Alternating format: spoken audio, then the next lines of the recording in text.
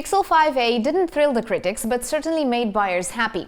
Pixel 6 will probably achieve both, but it's the Pixel Fold that is gonna make headlines, guys. In fact, I think this one is gonna be the biggest surprise of the year and one hell of a competitor for Z Fold 3.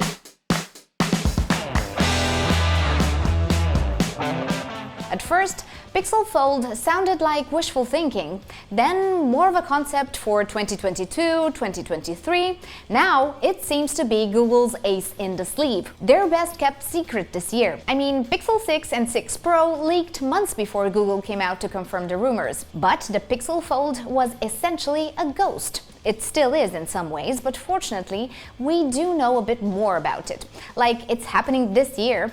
Although Google was quieter than usual, there are clear signs Pixel Fold will come out by the end of 2021. Some say at the same time as the Pixel 6 series. I'm not sure about that. If Google manages it, well, I'll be damned. Chapeau to them. But my guess is, guys, they're gonna delay it by a month at the least. There are two big reasons why I think Google won't postpone it for fall 2022. One, in the Android 12 beta code in May, there was a mention of a passport device. This is the code name for the foldable phone from Google, for sure.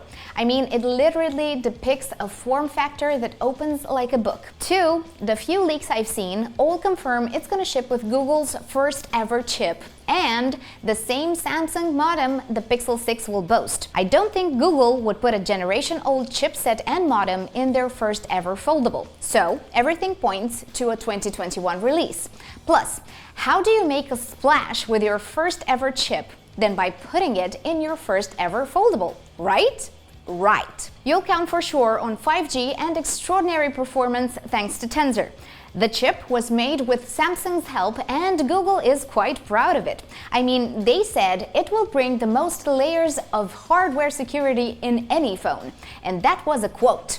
Plus, you can bet on enhanced AI functions for speech and camera. Exactly, the kick-ass camera software Google is already showing off in its Pixels will be upgraded.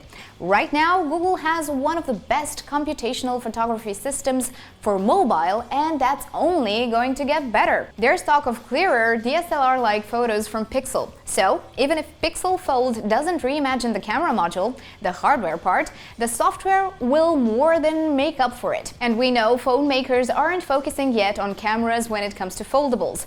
Samsung has just improved the experience and refined the display. The camera part comes next. So, Google has the odds in its favor. Pixel Fold is likely to be powerful, agile, and a dream for photographers, even with a dual or a triple camera borrowed from the Pixel 6 series.